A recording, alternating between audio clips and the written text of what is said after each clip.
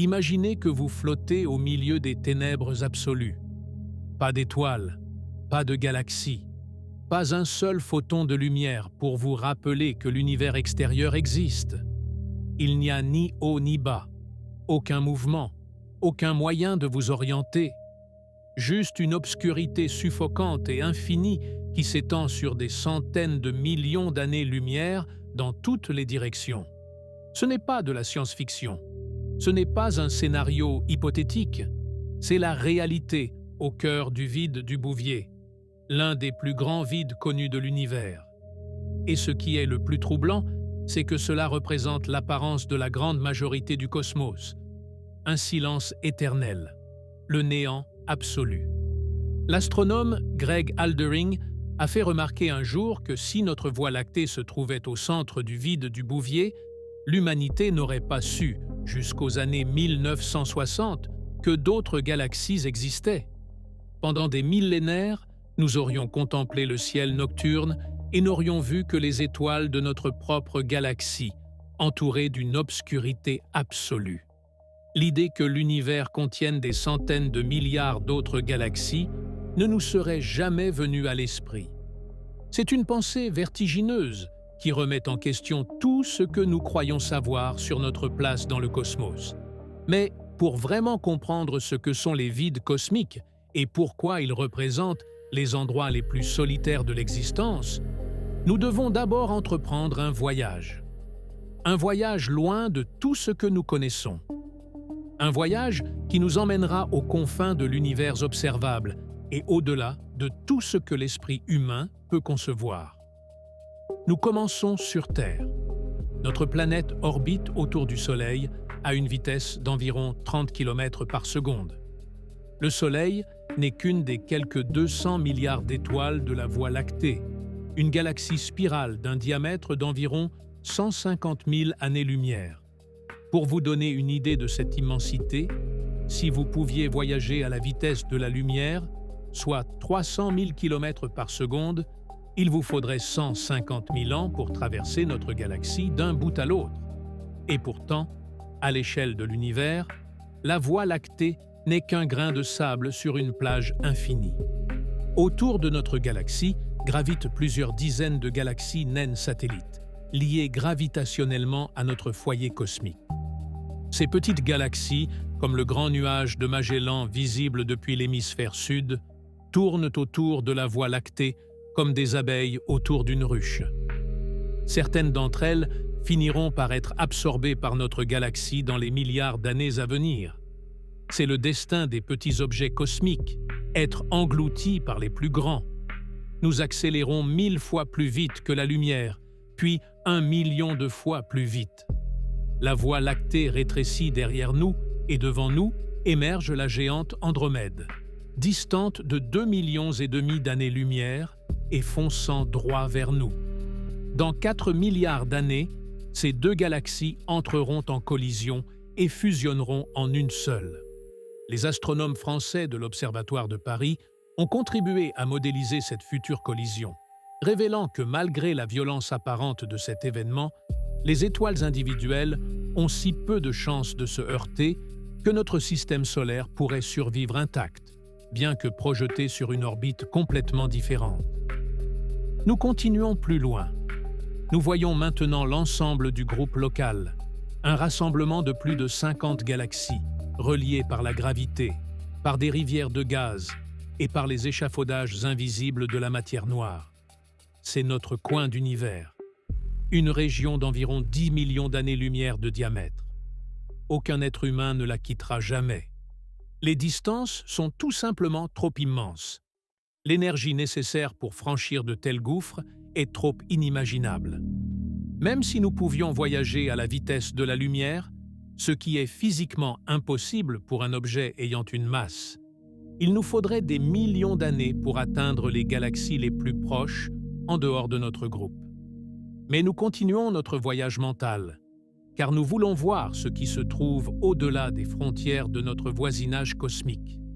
Devant nous s'étend le plan supergalactique et en son sein, le superamas de la Vierge. Un mur colossal de plus de 2000 galaxies, étalée sur environ 100 millions d'années-lumière. Notre groupe local n'est qu'une petite partie de cette structure beaucoup plus vaste. Imaginez une ville comme Paris, avec ses millions d'habitants. Le groupe local serait comme un petit quartier de cette ville, et le superamas de la Vierge serait la métropole tout entière avec sa banlieue. Et le superamas de la Vierge fait lui-même partie d'un complexe encore plus grand, appelé l'Aniakea, qui signifie « ciel immense » en hawaïen. L'Aniakea contient plus de 100 000 galaxies et s'étend sur 500 millions d'années-lumière. Cette structure a été cartographiée en 2014 par une équipe internationale incluant des chercheurs du CNRS qui ont utilisé les vitesses particulières des galaxies pour déterminer les frontières de ce supercontinent cosmique. Mais attention, nous approchons maintenant du bord d'une falaise cosmique, d'un endroit où la lumière s'arrête et où commence la véritable obscurité profonde. Devant nous s'étend le vide local. Une énorme bulle vide d'au moins 200 millions d'années-lumière de diamètre. Si c'était un objet lumineux et non une obscurité absolue, elle couvrirait 40% du ciel nocturne que nous voyons depuis la Terre. Imaginez regarder le ciel par une nuit claire depuis les montagnes des Alpes ou depuis l'observatoire du Pic du Midi. Près de la moitié de ce que vous verriez serait occupé par cette structure invisible, ce néant colossal qui s'étend juste au-delà des frontières de notre voisinage galactique. Mais elle n'est pas lumineuse, c'est juste du vide, et notre Voie lactée fuit devant elle. Oui, elle fuit.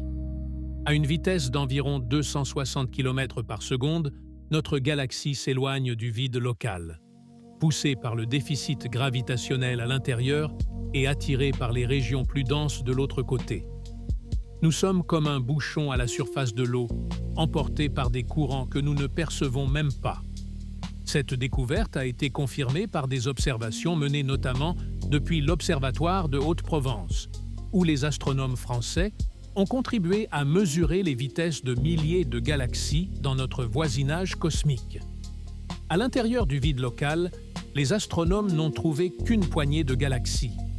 L'une d'entre elles, la galaxie naine ESO 46136, est particulièrement intéressante. Cette petite galaxie solitaire fonce vers le bord du vide à une vitesse de 350 km par seconde, comme si elle cherchait désespérément à s'échapper d'une prison cosmique. Et c'est peut-être exactement ce qu'elle fait. Elle est attirée par la matière plus dense qui se trouve à l'extérieur du vide, comme une bille roulant sur une surface inclinée vers le point le plus bas.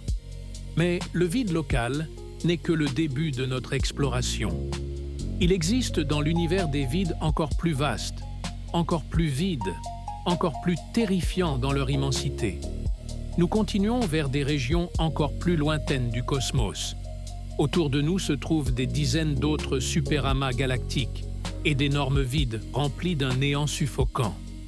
Les astronomes connaissent aujourd'hui plus de 8000 vides et supervides, et ils en découvrent constamment de nouveaux grâce aux relevés systématiques du ciel, comme ceux menés par le Sloan Digital Sky Survey ou par le satellite européen Euclide, auquel la France contribue de manière significative à travers le CNES et le CEA.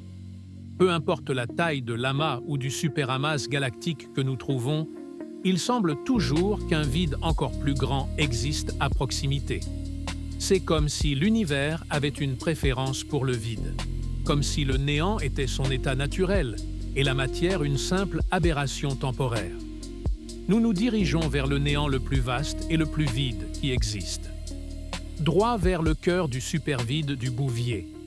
Le vide du Bouvier, parfois appelé le Grand Néant, est un désert cosmique d'environ 330 millions d'années-lumière de diamètre. Pour vous donner une idée de cette immensité, si vous pouviez parcourir la distance entre la Terre et le Soleil, soit 150 millions de kilomètres, en une seconde, il vous faudrait encore plus de 2 milliards d'années pour traverser le vide du Bouvier. Une région aussi énorme devrait contenir des milliers de galaxies selon les modèles cosmologiques standards. Mais à la place, Nous sommes entourés d'une obscurité parfaite, de la noirceur la plus absolue que l'esprit humain puisse imaginer. Il n'y a ni haut ni bas, aucun mouvement, rien selon quoi l'on pourrait s'orienter. Il n'y a pas le moindre indice que l'univers extérieur existe. À l'intérieur du vide du Bouvier, les astronomes n'ont compté qu'environ 60 galaxies, et même celles-ci sont concentrées dans une étrange structure tubulaire qui traverse le centre du vide, comme si elles étaient les vestiges de parois anciennes, de vides plus petits qui ont fusionné au fil du temps pour former un seul vide géant. Cette structure tubulaire est un fossile cosmique, un témoignage de l'histoire du vide et de sa formation progressive au cours de milliards d'années. C'est une prison dont on ne peut s'échapper. Non pas parce qu'il existe des barrières physiques, mais parce que les distances sont si inimaginablement immenses. Même si vous voyagiez à la vitesse de la lumière, il vous faudrait plus de 300 millions d'années pour atteindre la galaxie la plus proche, au-delà de la frontière du vide. Pendant ce temps, des civilisations entières pourraient naître, prospérer et s'éteindre sur d'innombrables planètes. Des étoiles pourraient naître et mourir. Des galaxies pourraient entrer en collision et fusionner. Et vous, voyageurs solitaires, seriez toujours en route, traversant le néant infini. Et pourtant, ce n'est pas un coin exotique du cosmos. C'est à quoi ressemble la grande majorité de l'univers pour les yeux humains. Juste le silence sans aucun mouvement. Partout, pour toujours. Les vides constituent plus de 80% du volume de l'univers observable. La matière, les étoiles, les galaxies, tout ce que nous considérons comme l'univers n'occupe qu'une fraction minuscule de l'espace total. Mais quelque chose se cache quand même dans cette obscurité. De faibles filaments de matière noire pénètrent dans le vide comme un lichen cosmique. Un écho miniature d'un réseau beaucoup plus vaste de filaments sombres qui forment l'échafaudage des galaxies et des amas galactiques à l'extérieur du vide.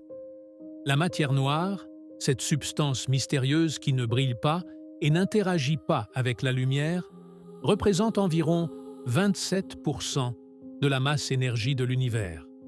Et même dans les régions les plus vides, elle est présente, bien que très diluée. À leurs extrémités, nous trouvons de faibles taches bleutées dans l'océan d'obscurité, les galaxies des vides. Des lucioles solitaires incapables d'illuminer la nuit. Ce sont les galaxies les plus rares que nous connaissions, très isolées, très solitaires.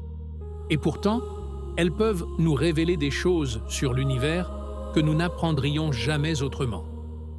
Ces galaxies sont des laboratoires naturels, où les processus d'évolution galactique se déroulent sans les perturbations causées par les interactions avec d'autres galaxies. Les galaxies dans les régions denses de l'univers, comme notre Voie lactée, sont très actives. La gravité des galaxies voisines les tire constamment, elles entrent en collision et fusionnent. Ces interactions violentes déclenchent des flambées de formations stellaires, déforment les bras spiraux et peuvent même transformer complètement la structure d'une galaxie. Mais les galaxies dans les vides sont si isolées qu'elles vieillissent au ralenti. Elles ont tendance à être plus petites, plus bleues et pleines de gaz. Elles donnent naissance à de nouvelles étoiles plus lentement et plus calmement. Ce sont comme des oasis de tranquillité dans un univers par ailleurs chaotique. Et c'est précisément pourquoi les galaxies des vides pourraient être les derniers endroits qui resteront habitables dans notre univers mourant. La dernière étoile de l'univers naîtra probablement ici, dans l'une de ces galaxies solitaires entourées de néant. Peut-être dans 100 billions d'années, une civilisation extraterrestre désespérée entreprendra un voyage impossible pour prolonger son existence un peu plus longtemps à l'intérieur d'une galaxie de vide. Mais nous anticipons. Pour l'instant, revenons à la question fondamentale. Que signifierait réellement de se trouver à l'intérieur d'un tel vide? Essayons de nous le représenter plus concrètement. Si vous étiez né sur une planète orbitant autour d'une étoile, dans l'une de ces 60 galaxies à l'intérieur du vide du Bouvier, votre vision de l'univers serait radicalement différente de la nôtre. Votre ciel nocturne serait presque vide. Vous verriez les étoiles de votre propre galaxie, bien sûr, mais au-delà, presque rien. Peut-être quelques faibles taches représentant les galaxies voisines les plus proches, distantes de dizaines de millions d'années-lumière, et ensuite, plus que l'obscurité. L'obscurité totale et absolue qui s'étendrait dans toutes les directions. L'astronomie en tant que science se serait développée de manière complètement différente. Le débat sur l'existence d'autres galaxies en dehors de la nôtre aurait duré beaucoup plus longtemps. L'idée que l'univers contienne des centaines de milliards de galaxies aurait semblé absurde, une fantaisie sans aucune preuve observationnelle. La cosmologie serait plus primitive, notre compréhension de l'univers plus limitée. Nous n'aurions peut-être jamais découvert l'expansion de l'univers, car nous n'aurions pas eu suffisamment de galaxies lointaines dont le décalage vers le rouge aurait révélé ce phénomène fondamental. Et de plus, une civilisation dans une telle galaxie aurait beaucoup moins de motivation pour explorer l'espace intergalactique. Pourquoi tenter un voyage vers un endroit où il n'y a rien ? Pourquoi construire des télescopes pointés vers le vide ? Il est étrange de réaliser que notre position dans l'univers, au bord d'une région relativement dense, pleine de galaxies, de superamas galactiques et de structures cosmiques, nous a donné un avantage énorme. Nous avons pu voir que l'univers est plein de lumière. Nous avons pu rêver de voyages vers les étoiles, même si nous savons qu'ils sont impossibles. Mais une civilisation emprisonnée au cœur d'un vide cosmique n'aurait même pas ses rêves. Elle serait condamnée à une vision solitaire de l'univers, ignorant à jamais la richesse qui existe au-delà de son horizon. Les vides ne sont pas seulement une absence de matière. Ce sont des mondes étranges d'obscurité qui grandissent, se déplacent, entrent en collision et fusionnent entre eux. À l'intérieur, l'espace lui-même est violemment étiré par l'énergie noire, et il est presque impossible d'y entrer depuis l'extérieur. En termes simples, les vides sont étranges et effrayants, mais en même temps, ils façonnent l'univers entier et décideront peut-être finalement de son destin ultime. Imaginez l'univers comme une immense mousse. Les galaxies, les amas de galaxies et les superamas sont comme les parois minces des bulles, concentrées à la surface. Et à l'intérieur des bulles se trouve le vide. D'immenses espaces presque vides, où presque rien ne se passe, où le temps s'écoule différemment parce qu'il n'y a rien pour le mesurer, où la physique elle-même fonctionne un peu différemment parce que l'influence gravitationnelle de la matière est absente. Cette structure en forme de mousse n'est pas statique. Les bulles de vide grandissent, poussent sur les parois de galaxies et les déchirent lentement. Les régions plus denses deviennent encore plus denses à mesure que la matière s'accumule. Les régions plus vides deviennent encore plus vides à mesure que la matière est expulsée vers les parois. C'est un bras de fer cosmique où l'un des côtés, le vide, semble inévitablement destiné à gagner. Aujourd'hui, les astronomes connaissent des milliers de ces vides. Certains sont relativement petits, seulement quelques dizaines de millions d'années-lumière de diamètre. Ce qui semble petit à l'échelle cosmique reste néanmoins d'une immensité vertigineuse à l'échelle humaine. D'autres vides sont si énormes que leur existence remet en question notre compréhension de l'évolution de l'univers. Et ensemble, ils constituent la majorité du volume de l'univers.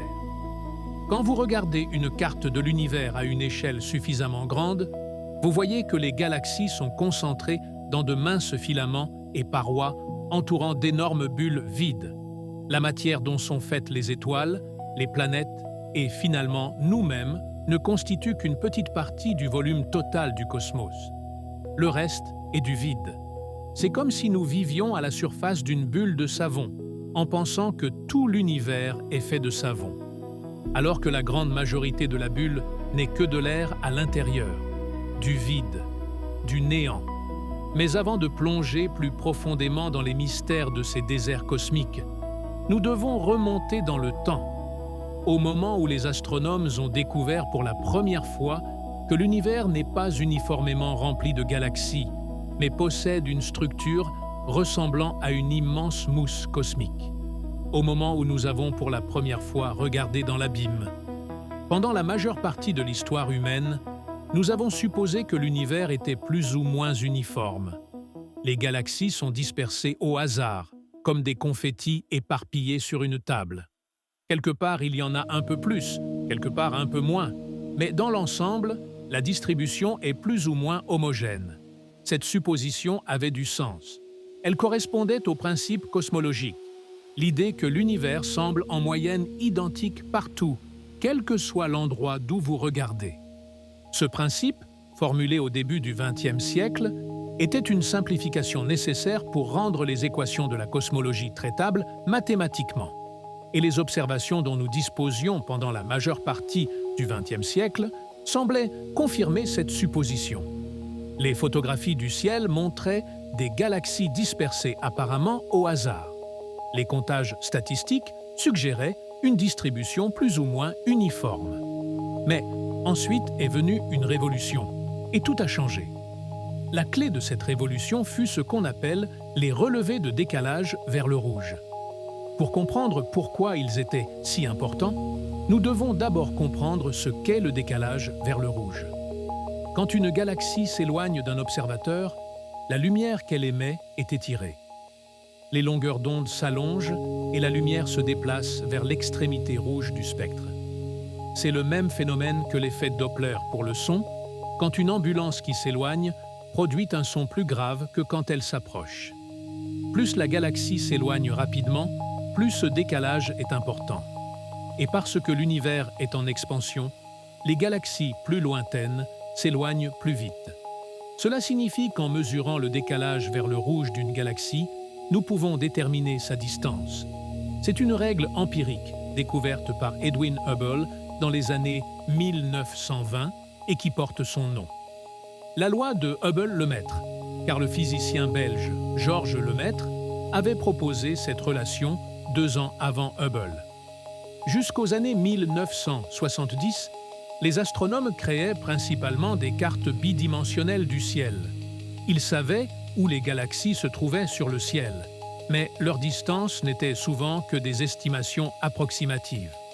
C'était comme avoir une photographie d'une ville prise depuis un avion, mais sans savoir quels bâtiments sont au premier plan et lesquels sont à l'arrière-plan. Les relevés de décalage vers le rouge ont changé cela. En mesurant systématiquement les décalages vers le rouge des galaxies, les astronomes ont pu pour la première fois créer de véritables cartes tridimensionnelles de l'univers. Et ce qu'ils ont vu les a choqués. En 1978, 2 équipes indépendantes d'astrophysiciens ont publié les premiers articles sur les vides dans la structure à grande échelle de l'univers. Stephen Gregory et Laird Thompson ont identifié des régions vides au premier plan de l'amas de la chevelure de Bérénice et de l'amas Abell 1367. L'univers n'était pas uniforme, il avait une structure. Les galaxies n'étaient pas dispersées au hasard, elles étaient organisées en motifs complexes, avec des régions de haute densité et des régions presque vides. Mais la véritable percée est venue 3 ans plus tard. En 1981, l'astronome américain Robert Kirshner et son équipe effectuaient un relevé de routine des décalages vers le rouge des galaxies. Leur objectif était de créer une carte tridimensionnelle d'une partie de l'univers. Rien de plus ambitieux que cela. Mais quand ils ont commencé à traiter les données, ils ont trouvé quelque chose d'inattendu. Dans la région de la constellation du Bouvier, en latin Boët, ils ont trouvé une énorme zone vide. Presque pas de galaxies, juste du vide, s'étendant sur des dizaines de millions d'années-lumière. Kirshner et ses collègues ont publié leur découverte dans un article intitulé simplement « 1 million de mégaparsecs cubes de vide dans le Bouvier ». Ce titre n'était pas choisi au hasard. 1 mégaparsec est une unité de distance utilisée en astronomie, correspondant à environ 3 millions et quart d'années-lumière. 1 million de mégaparsecs cubes est un volume si énorme que l'esprit humain ne peut pas vraiment le concevoir. Et tout ce volume était pratiquement vide. La réaction de la communauté astronomique fut mitigée. Certains étaient sceptiques. Comment une région vide aussi énorme peut-elle exister dans un univers qui devrait être plus ou moins homogène? Cela semblait contredire le principe cosmologique qui avait guidé la cosmologie pendant des décennies. D'autres étaient fascinés. Si c'est vrai, cela signifie que notre compréhension de l'univers est fondamentalement incomplète. Au début, les astronomes n'étaient pas sûrs de ce que cette découverte signifiait. Pouvait-il s'agir d'une coïncidence statistique, d'une erreur de mesure, d'une nébuleuse sombre bloquant la vue sur des galaxies plus lointaines, ou de quelque chose de plus fondamental? Les années suivantes ont apporté la réponse. Plus les astronomes cartographiaient l'univers, plus ils trouvaient de vide. Le vide du Bouvier n'était pas une exception, c'était la règle. En 1988, le Giant Void a été découvert dans la constellation des chiens de chasse, encore plus grand que le vide du Bouvier. Et d'autres vides ont suivi, chacun ajoutant une nouvelle pièce au puzzle de la structure cosmique. En 1986, Margaret Geller et John Huchra, du Centre d'astrophysique Harvard-Smithsonian, ont publié une carte qui a changé la cosmologie pour toujours. Leur relevé CFA, nommé d'après leur institution, a révélé que les galaxies ne sont pas dispersées au hasard. Elles sont organisées en d'énormes structures ressemblant à des parois et des filaments qui entourent de vastes régions vides. La distribution des galaxies dans l'univers ressemblait à une éponge ou à de la mousse, avec de minces parois de matière séparant d'immenses bulles de vide. L'une des structures les plus célèbres que Geller et Huchra ont découvertes s'appelle la Grande Muraille. C'est une immense paroi de galaxies s'étendant sur plus de 500 millions d'années-lumière. L'une des plus grandes structures connues de l'univers à l'époque de sa découverte. Et c'est précisément cette paroi qui sépare plusieurs grands vides. Geller et Huchra ont appelé cette structure la toile cosmique, et ce nom est resté. Il capture parfaitement l'image de filaments interconnectés, formant un réseau tridimensionnel à travers tout l'univers observable. Imaginez une toile d'araignée, mais dans un espace tridimensionnel. De minces filaments de matière s'étendent sur des centaines de millions d'années-lumière. Ils relient des nœuds plus denses où se trouvent des amas et des superamas de galaxies. Et entre ces filaments, d'énormes bulles de vide comme des poches d'air dans de la mousse. Cette structure n'était pas quelque chose que les cosmologistes attendaient. Oui, ils savaient que l'univers n'est pas parfaitement homogène, mais l'ampleur de l'inhomogénéité les a surpris. Les vides étaient beaucoup plus grands et plus vides que les théories ne le prévoyaient, et les structures étaient beaucoup plus prononcées. Comment cette toile cosmique est-elle apparue? La réponse remonte aux tout premiers instants après le Big Bang. À cette époque, l'univers était presque parfaitement homogène, mais pas tout à fait. Il existait de minuscules fluctuations de densité, de petites différences dans la concentration de matière qui sont nées des fluctuations quantiques pendant la phase inflationnaire de l'univers. Ces fluctuations étaient incroyablement petites, environ un 100 millième de la densité moyenne. C'est comme si vous aviez un bol de soupe parfaitement homogène avec des variations de température d'1 millième de degré. Presque impossible à détecter, mais suffisant pour changer le destin de l'univers. Mais la gravité est une force patiente. Elle ne se précipite pas, mais elle n'oublie jamais. Dans les régions avec une densité légèrement plus élevée, la gravité agissait un peu plus fortement. Elle attirait plus de matière des environs.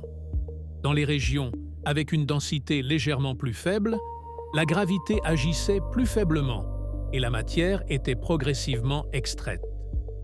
Au cours de milliards d'années, ces petites différences se sont amplifiées. Les régions plus denses sont devenues encore plus denses, les régions plus clairsemées encore plus clairsemées. La matière s'est progressivement concentrée dans des filaments et des parois. tandis que les espaces entre eux se sont vidés. En 1983, des simulations informatiques ont commencé à confirmer ce scénario. Les scientifiques pouvaient prendre les lois physiques connues, les appliquer aux conditions initiales de l'univers et observer comment la structure évolue au cours de milliards d'années. Et les résultats des simulations correspondaient remarquablement bien à la structure observée de la toile cosmique. C'était une confirmation spectaculaire de notre compréhension de la formation des structures dans l'univers. L'une des simulations les plus influentes est la simulation Millennium, réalisée en 2005 par une équipe internationale de cosmologistes. Cette simulation a suivi l'évolution de plus de 10 milliards de particules de matière noire dans un cube d'univers d'environ 2 milliards et quart d'années-lumière de côté. C'était à l'époque la plus grande simulation cosmologique jamais réalisée, nécessitant des mois de calcul sur les superordinateurs les plus puissants du monde. Les résultats ont montré comment, à partir d'un état initial presque homogène, s'est progressivement développé le réseau complexe de filaments, parois, nœuds et vides que nous observons aujourd'hui. Aujourd'hui, des simulations encore plus puissantes sont réalisées, notamment au centre de calcul de l'IN2P3 à Lyon et au TGCC de Bruyères-le-Châtel, près de Paris, où les superordinateurs français contribuent à modéliser l'évolution de l'univers avec une précision sans précédent. Ces simulations permettent de tester nos théories cosmologiques et de prédire ce que nous devrions observer avec les télescopes les plus avancés. Les simulations ont également révélé que les vides ont leur propre structure interne. Ce ne sont pas de simples sphères vides, mais des systèmes hiérarchiques complexes. À l'intérieur des grands vides se trouvent des vides plus petits, et à l'intérieur de ceux-ci, des vides encore plus petits, comme des poupées russes. Cette structure reflète la façon dont les vides se sont formés, par la fusion de vides plus petits en vides plus grands.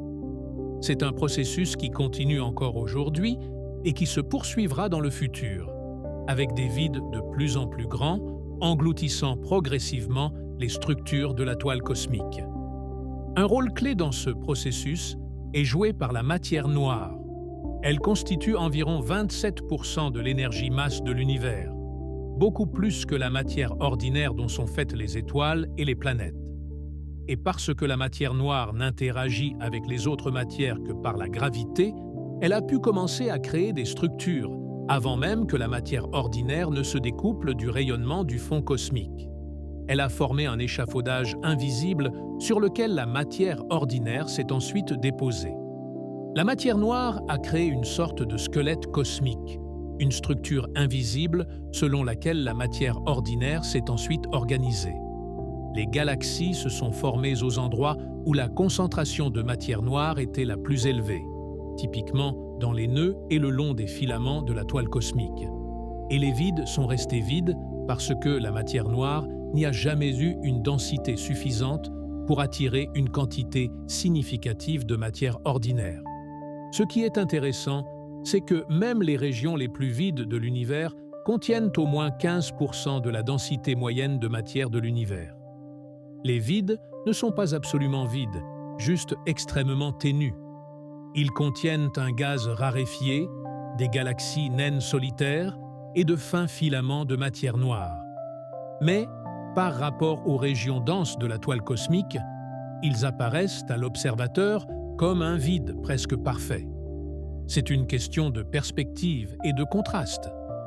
Mais ce n'est pas une image statique. La toile cosmique évolue constamment. Les galaxies ne se déplacent pas au hasard.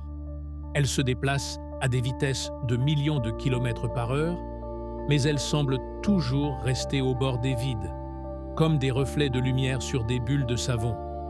Si l'univers était vraiment aussi dynamique, une galaxie ne devrait-elle pas parfois pénétrer dans un vide? La réponse est surprenante. Les vides sont extrêmement difficiles à pénétrer pour les galaxies venant de l'extérieur, du moins par voie naturelle. Et la raison est liée à la façon dont la gravité fonctionne à leur bord et, plus étrangement encore, à l'intérieur. La gravité fonctionne de telle sorte que tout ce qui a une masse dans l'univers attire tout ce qui a une masse. Et parce qu'à l'intérieur d'un vide, il n'y a presque aucune masse, la toile cosmique des superamas galactiques à leur bord extrait les choses du vide vers l'extérieur. C'est comme si le vide repoussait tout ce qui essaie d'y entrer, non pas par une force active, mais par l'absence de force attractive en son sein. Plus un vide est vide, plus la gravité tire ce qui reste vers l'extérieur. C'est comme un bras de fer où un côté ne participe même pas. La matière au bord d'un vide est constamment attirée vers les régions plus denses à l'extérieur, tandis que l'espace vide à l'intérieur n'offre aucun contrepoids. Avec le temps, les vides ne font que se vider davantage, et les parois autour d'eux deviennent plus denses et plus brillantes. Serait-il difficile de voler dans un vide cosmique avec un vaisseau spatial? Techniquement, non. La partie la plus difficile serait d'échapper à la gravité de votre galaxie d'origine. Mais cela n'a pas non plus beaucoup de sens, car qu'exactement voudriez-vous visiter à l'intérieur d'un vide? Il est logique de voler vers un vide si vous voulez vous cacher. Vraiment vous cacher. Mais quelle horreur cosmique serait assez effrayante pour qu'une civilisation tente de fuir dans un vide cosmique? Cette question appartient peut-être à la science-fiction, mais elle a des implications fascinantes pour la recherche d'intelligence extraterrestre. Aujourd'hui, nous disposons d'une quantité impressionnante de données sur la structure de l'univers. Des relevés comme le Sloan Digital Sky Survey ont cartographié des millions de galaxies et leur décalage vers le rouge. Des simulations comme la simulation Millennium et ses successeurs ont reproduit l'évolution de la toile cosmique avec une précision étonnante. Et des missions comme Euclide de l'Agence spatiale européenne, lancée en 2023 avec une contribution majeure du CNES et des laboratoires français, continue de cartographier la matière noire et l'énergie noire avec une précision sans précédent. Le satellite Euclide, lancé depuis le centre spatial guyanais à Kourou, observera 2 milliards de galaxies pour créer la carte tridimensionnelle la plus précise jamais réalisée de l'univers sur les 10 derniers milliards d'années. Ce que nous avons appris est fascinant. L'univers contient plus de 8000 vides et supervides connus. Certains sont relativement petits, seulement quelques dizaines de mégaparsecs de diamètre. D'autres sont si énormes que leur existence remet en question les modèles standards de cosmologie. Un vide typique a un diamètre de 30 à 100 mégaparsecs, ce qui correspond à environ 100 à 300 millions d'années-lumière. Les vides constituent la majorité du volume de l'univers. Quand vous regardez à une échelle suffisamment grande, les galaxies n'occupent que de minces parois et filaments séparant d'énormes bulles de vide. C'est comme la mousse dans une baignoire, où la majorité du volume est l'air à l'intérieur des bulles, pas le savon lui-même. Ce qui est intéressant, c'est comment cette structure change au fil du temps. Les vides ne sont pas des objets statiques. Ils évoluent constamment, grandissent et fusionnent. Les vides plus petits se combinent progressivement en vides plus grands, comme des bulles de savon qui se touchent et fusionnent. Les parois entre eux s'amincissent et finissent par disparaître, et 2 vides n'en deviennent qu'un. Ce processus se poursuit depuis le début de l'univers jusqu'à aujourd'hui et continuera dans le futur. À mesure que l'univers vieillit, les vides continueront de croître et d'engloutir de plus en plus de la structure de la toile cosmique. Les filaments de galaxies s'aminciront et se briseront. Les superamas seront plus isolés les uns des autres. Mais il y a encore un autre facteur qui accélère ce processus de manière spectaculaire. L'énergie noire. L'énergie noire est une force mystérieuse qui, selon la plupart des scientifiques, accélère l'expansion de l'univers.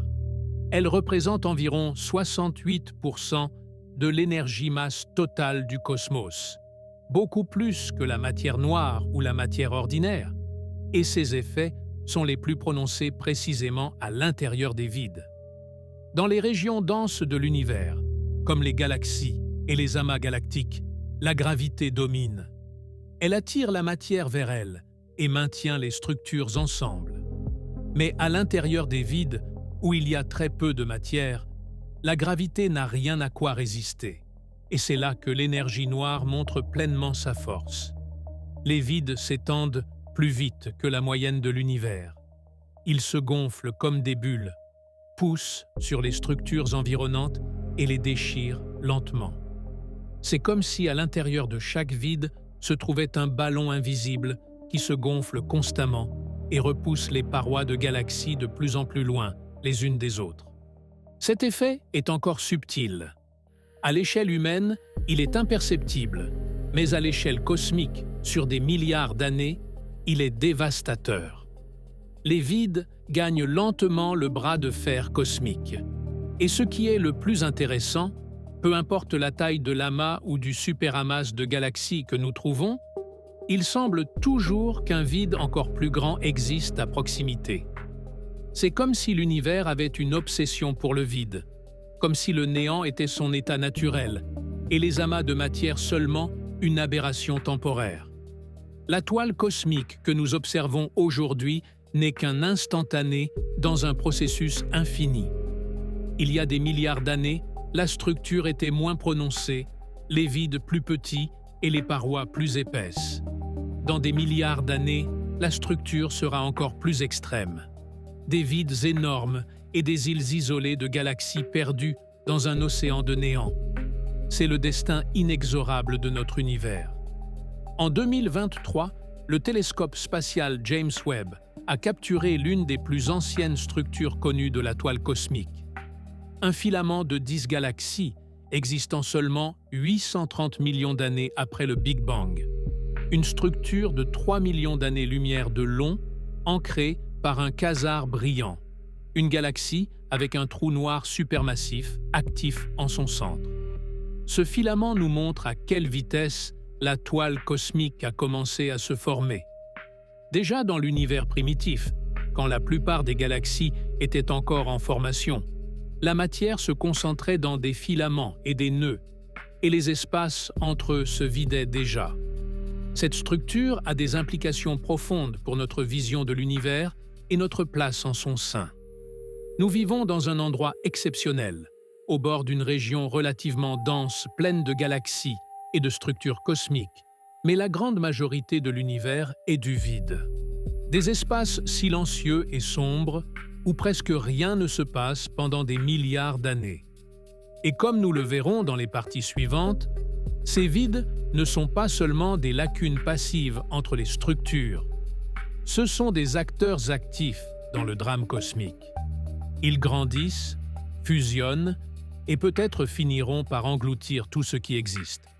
Mais avant d'en arriver au destin de l'univers, examinons de plus près quelques-uns des plus grands et des plus intéressants vides que les astronomes ont découverts. Du vide local, notre voisin cosmique, à l'énorme supervide de l'Éridan, qui laisse peut-être une empreinte dans le rayonnement du fond cosmique lui-même. Maintenant que nous savons comment les vides cosmiques se forment et quel rôle ils jouent dans la structure de l'univers, examinons quelques-uns des plus grands et des plus intéressants qui ont été découverts jusqu'à présent. Chacun d'entre eux a son histoire, ses particularités et ses mystères qui continuent de fasciner les astronomes du monde entier. Commençons par celui qui nous est le plus proche, le vide local. Le vide local est une immense région vide, située juste à côté de notre groupe local de galaxies. Il a été découvert en 1987 par les astronomes Brent Tully et Rick Fisher, qui ont remarqué qu'il y avait remarquablement peu de galaxies dans une certaine direction depuis la Voie lactée. C'était comme si une partie du ciel avait été effacée, vidée de son contenu galactique. Aujourd'hui, nous savons que le vide local est véritablement colossal. Son étendue exacte fait toujours l'objet de recherches, mais on estime qu'il mesure au moins 60 mégaparsecs, ce qui correspond à environ 200 millions d'années-lumière. Certaines études suggèrent qu'il pourrait être encore plus grand, peut-être 150 à 300 mégaparsecs. des recherches plus récentes ont révélé que le vide local n'est pas une structure unique. Il est composé de 3 secteurs séparés, reliés par de minces ponts de filaments ténus. C'est comme si 3 vides plus petits fusionnaient en un seul, mais que le processus n'était pas encore terminé. Nous assistons à une fusion cosmique en cours. Ce qui rend le vide local particulièrement intéressant, c'est sa proximité. Son bord commence juste au-delà de la frontière de notre groupe local, à seulement 10 à 20 millions d'années-lumière de la Terre.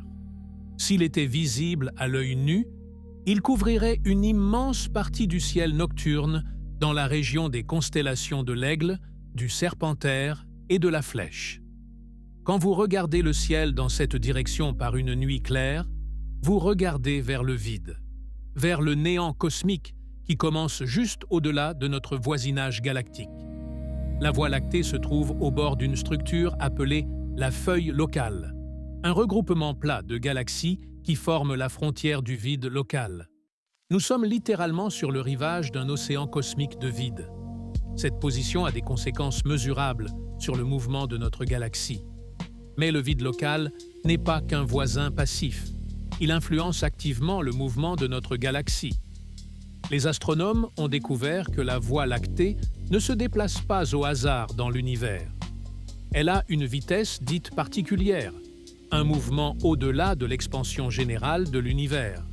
Et une partie de cette vitesse, environ 260 km par seconde, est dirigée loin du vide local. C'est comme si nous étions repoussés.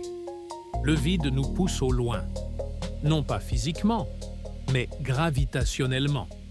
Parce qu'il y a moins de matière à l'intérieur du vide, l'attraction gravitationnelle des régions plus denses de l'autre côté nous tire loin de lui. En même temps, nous sommes attirés vers l'amas de la Vierge à une vitesse d'environ 185 km par seconde et vers le mystérieux grand attracteur à une vitesse de 455 km par seconde. Le grand attracteur est une anomalie gravitationnelle massive, située à environ 200 millions d'années-lumière dans la direction de la constellation du Centaure. Sa nature exacte reste débattue, mais il semble être une concentration massive de matière, peut-être plusieurs amas de galaxies, qui attirent notre groupe local et des milliers d'autres galaxies. Le résultat est une danse complexe, dans laquelle notre galaxie est emportée entre les forces attractives et répulsives de la toile cosmique. À l'intérieur du vide local, les astronomes n'ont trouvé que quelques rares galaxies. L'une d'entre elles est la galaxie naine, ESO 46136, que nous avons mentionnée plus tôt. Cette petite galaxie solitaire a été capturée par le télescope spatial Hubble et son image est fascinante. Sur un fond de noir absolu, où il devrait normalement y avoir des milliers de galaxies lointaines, nous ne voyons que les étoiles éparpillées de cette unique galaxie naine, comme des paillettes dispersées sur du velours noir. C'est une image qui illustre parfaitement la solitude des habitants des vides cosmiques. Les mesures ont montré que ESO 46136 se déplace vers le bord du vide à une vitesse de 350 km par seconde. C'est une vitesse qui a surpris les astronomes. Plus un vide est vide et grand, plus la gravité devrait être faible et plus les objets à l'intérieur devraient fuir rapidement vers l'extérieur. Mais cette vitesse est plus élevée que ce que les modèles standards prédiraient. Certaines théories suggèrent que l'énergie noire pourrait jouer un rôle dans cette anomalie. Peut-être que la concentration d'énergie noire à l'intérieur du vide expulse activement la galaxie vers l'extérieur. C'est de la spéculation, mais cela montre combien nous comprenons encore peu la physique de ces espaces vides. Passons maintenant à un vide beaucoup plus grand et plus célèbre, le supervide du Bouvier. Le vide du Bouvier, parfois appelé le Grand Néant, est l'un des plus grands vides connus dans l'univers observable. Il se trouve dans la région de la constellation du Bouvier, à une distance d'environ 700 millions d'années-lumière de la Terre. Ses dimensions sont stupéfiantes. Avec un diamètre d'environ 330 millions d'années-lumière, il représente un volume qui devrait contenir environ 2000 galaxies, selon les modèles standards. Mais les astronomes n'en ont compté qu'environ 60 à l'intérieur. C'est une sous-densité spectaculaire qui défie les explications simples. Pour réaliser l'immensité de ce vide, essayons de l'imaginer à l'échelle. Si vous voyagiez à la vitesse de la lumière, il vous faudrait plus de 300 millions d'années pour traverser d'un côté à l'autre. Pendant ce temps, des milliards de générations se succéderaient sur Terre. Toute la civilisation humaine pourrait naître, atteindre son apogée et disparaître de nombreuses fois avant que votre rayon de lumière n'achève son voyage. Le volume du vide du Bouvier est estimé à 236 000 mégaparsecs cubes. C'est un nombre si grand qu'il perd tout sens. Mais nous pouvons l'exprimer autrement. Des milliards de galaxies de la taille de la Voie lactée pourraient tenir dans le vide du Bouvier, et pourtant, il n'y en a que 60. Ce vide a été découvert en 1981 par Robert Kirshner et son équipe de l'Université du Michigan. Leur découverte était si surprenante qu'elle a d'abord suscité le scepticisme. Comment une région vide aussi énorme peut-elle exister dans l'univers?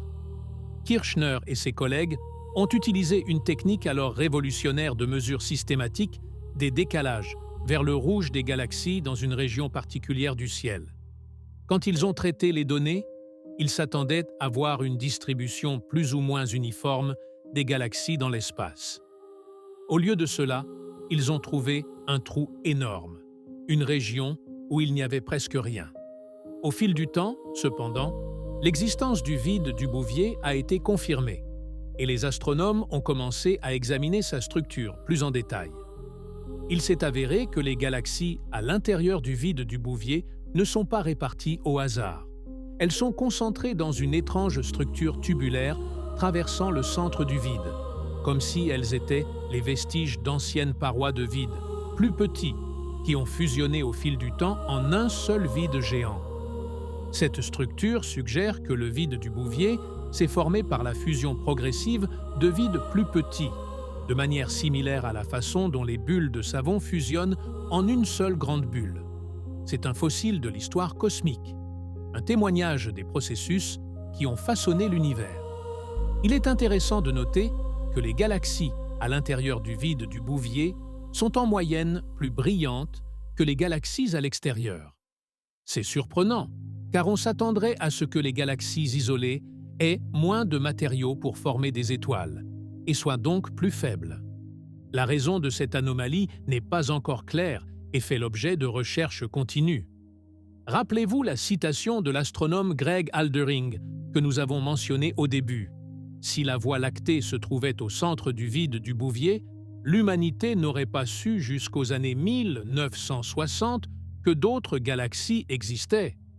Pendant des millénaires, nous aurions contemplé le ciel nocturne et n'aurions vu que les étoiles de notre propre galaxie entourées d'une obscurité absolue. C'est un rappel de combien notre place dans l'univers influence notre compréhension du cosmos. Une civilisation dans le vide du Bouvier aurait une vision radicalement différente de la réalité. Le troisième grand vide que nous devons mentionner est le Giant Void, parfois appelé supervide des chiens de chasse, d'après la constellation des chiens de chasse où il se trouve. Le Giant Void a été découvert en 1988 et ses dimensions sont encore plus stupéfiantes que celles du vide du Bouvier. Avec un diamètre estimé de 300 à 400 mégaparsecs, ce qui correspond à 1 milliard à 1 milliard 300 millions d'années-lumière, c'est le deuxième plus grand vide confirmé dans l'univers. Pour comparaison, l'univers observable entier a un diamètre d'environ 93 milliards d'années-lumière. Le Giant Void occupe donc plus d'1% du diamètre de l'univers observable entier. C'est comme si vous aviez une carte de la France et qu'une seule région vide occupait une zone de la taille de la Bretagne à elle seule. Le centre du Giant Void se trouve à environ 1,5 milliard d'années-lumière de la Terre. C'est une distance si énorme que la lumière qui vient de cette région a été émise à une époque où l'univers était plus jeune qu'aujourd'hui. nous regardons dans le passé, vers un vide tel qu'il existait il y a plus d'1 milliard d'années. À l'intérieur de cet énorme vide, les astronomes ont identifié 17 amas galactiques concentrés dans une région sphérique d'environ 50 mégaparsecs de diamètre. Mais ces amas sont si éloignés les uns des autres qu'il n'y a pratiquement aucune interaction gravitationnelle entre eux. Ils sont comme des navires perdus dans l'océan Atlantique, chacun seul, incapables de communiquer ou de s'influencer mutuellement. Les études du mouvement de ces amas ont montré qu'ils ne s'influencent pas mutuellement. Leur vitesse et direction de mouvement sont indépendantes, ce qui confirme la densité extrêmement faible à l'intérieur du Giant Void. Ce qui rend le Giant Void particulièrement intéressant, c'est son lien avec des théories controversées sur la nature de l'univers. La cosmologiste et physicienne théoricienne Laura Mersini-Houghton, dans une série d'articles publiés entre 2004 et 2006, a présenté une théorie selon laquelle l'univers est né d'un multivers et a fait plusieurs prédictions testables. L'une d'entre elles était l'existence du Giant Void. Selon cette théorie, des vides comme le Giant Void pourraient être des traces d'interaction entre notre univers et des univers voisins à l'époque, précédant l'inflation cosmique. L'intrication quantique entre les univers avant leur séparation par l'inflation pourrait avoir laissé des empreintes dans la distribution de la matière. C'est une idée spéculative à la frontière de la physique actuelle, mais le fait que le Giant Void existe exactement là où la théorie le prédisait est au minimum intéressant et mérite une attention scientifique sérieuse. Il est également intéressant de noter que le Giant Void, malgré sa taille énorme, ne provoque aucun refroidissement notable dans le fond diffus cosmologique. Cela contraste avec le supervide de l'Éridan, qui, comme nous le verrons, est associé à une tache froide anormale dans le CMB. La raison de cette différence n'est pas entièrement claire et fait l'objet de recherches en cours par des équipes du monde entier, y compris des chercheurs de l'Institut d'astrophysique de Paris. Nous arrivons maintenant au vide peut-être le plus mystérieux de tous, le supervide de l'Éridan. Le supervide de l'Éridan est une immense région vide, située dans la direction de la constellation de l'Éridan, dans le ciel austral. Avec un diamètre estimé d'1,8 milliard d'années-lumière, c'est l'une des plus grandes structures individuelles que l'humanité ait jamais identifiées. Mais ce qui rend le supervide de l'Éridan vraiment fascinant, c'est sa possible connexion avec l'un des plus grands mystères de la cosmologie moderne, la tache froide dans le fond diffus cosmologique. Le fond diffus cosmologique, en abrégé CMB pour Cosmic Microwave Background en anglais, est un rayonnement provenant d'environ 380 000 ans après le Big Bang, quand l'univers est devenu transparent à la lumière. C'est la plus ancienne lumière que nous pouvons observer et elle porte des informations sur l'état de l'univers primitif. Ce rayonnement a été découvert accidentellement en 1964 par Arno Penzias et Robert Wilson, qui ont reçu le prix Nobel pour cette découverte. Le CMB est remarquablement uniforme. Sa température est presque la même partout, environ 2,7 Kelvin au-dessus du zéro absolu, avec des fluctuations de l'ordre de seulement quelques dizaines de microkelvin. Mais en 2004, le satellite WMAP a découvert une anomalie, une région dans la constellation de l'Éridan qui est nettement plus froide que ses environs. Environ 70 microkelvins en dessous de la moyenne, soit 4 fois plus que les fluctuations typiques. Cette tache froide est également inhabituellement grande. Son diamètre est d'environ 5 degrés, ce qui est 10 fois plus que la pleine lune dans le ciel. Selon les modèles cosmologiques standards, une région aussi grande et froide ne devrait pas exister. Sa probabilité est extrêmement faible, moins d'1% selon certaines estimations. Et c'est là que le supervide de l'Éridan entre en jeu. En 2015, une équipe dirigée par Istvan Saphoudi de l'Université d'Hawaï a annoncé la découverte d'un énorme supervide exactement dans la direction de la tache froide. Ce supervide, distant d'environ 1,9 milliard d'années-lumière contient environ 30% de moins de matière que les régions environnantes. Théoriquement, un tel supervide pourrait provoquer le refroidissement observé par ce qu'on appelle l'effet Sachs-Wolf intégré. Quand les photons du CMB traversent un vide, ils perdent de l'énergie parce que le potentiel gravitationnel du vide change au cours du temps à cause de l'expansion de l'univers provoquée par l'énergie noire. Le résultat est que les photons sortant du vide sont plus froids que ceux qui ont traversé des régions plus denses. C'est un effet subtil, mais mesurable, avec des instruments suffisamment sensibles. Mais il y a un problème. Selon les calculs standards, le supervide de l'Éridan pourrait provoquer un refroidissement de 10 à 20 microkelvin au maximum. C'est seulement un dixième à un cinquième de l'effet observé. Quelque chose ne colle pas. Il y a un facteur supplémentaire que nous ne comprenons pas encore. En 2021, l'équipe du Dark Energy Survey a publié une étude importante. En utilisant les données de ce relevé de l'énergie noire, ils ont créé une carte de la matière noire dans la région de la tache froide et ont confirmé l'existence du supervide de l'Éridan. C'est vraiment la plus grande sous-densité de matière dans notre voisinage cosmique depuis que l'énergie noire a commencé à dominer l'univers. Mais ils ont aussi confirmé que le supervide seul ne peut pas expliquer toute la tache froide. Il existe donc un facteur supplémentaire, quelque chose qui amplifie l'effet du supervide, ou bien la tache froide a une origine complètement différente. Les scientifiques ont proposé plusieurs hypothèses, et le débat continue encore aujourd'hui. La première hypothèse dit que l'effet Sachs-Wolf intégré est plus fort que les modèles standards ne le prédisent. Peut-être que l'énergie noire dans la région du supervide est plus concentrée ou a des propriétés différentes. Peut-être que notre compréhension de l'interaction entre l'énergie noire et la gravité n'est pas complète. La deuxième hypothèse implique ce qu'on appelle les textures cosmiques. Les textures sont des vestiges hypothétiques de transition de phase dans l'univers primitif. Des sortes de cicatrices cosmiques laissées par des changements d'état des champs quantiques. Une texture dans la région de la tache froide pourrait provoquer le refroidissement observé. Mais il n'existe pas encore de preuves convaincantes que les textures cosmiques existent. La troisième hypothèse est la plus exotique et en même temps la plus fascinante. Laura Mersini-Houghton a suggéré que la tache froide pourrait être l'empreinte d'un autre univers.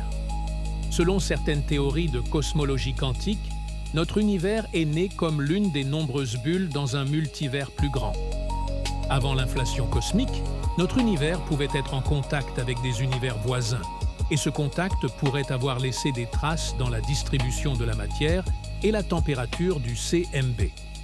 Mersini-Houghton a prédit l'existence de la tache froide avant même qu'elle ne soit officiellement annoncée.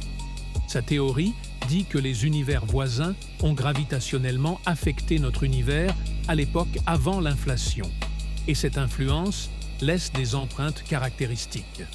La tache froide et le Giant Void pourraient être deux de ces empreintes, une dans le ciel austral et une dans le ciel boréal.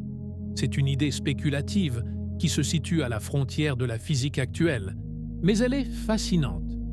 Si elle était vraie, la tache froide ne serait pas seulement une anomalie dans notre univers. Elle serait une fenêtre sur le multivers, une preuve que nous ne sommes pas le seul univers qui existe. Pour l'instant, le mystère de la tache froide reste non résolu. Nous savons que le supervide de l'Éridan existe et contribue au refroidissement. Mais il n'explique pas tous les faits. Quelque chose d'autre se passe. Quelque chose que nous ne comprenons pas encore. Imaginons que vous êtes le capitaine d'un vaisseau intergalactique. Votre civilisation a développé une technologie qui vous permet de voyager entre les galaxies, de parcourir des distances de millions d'années-lumière.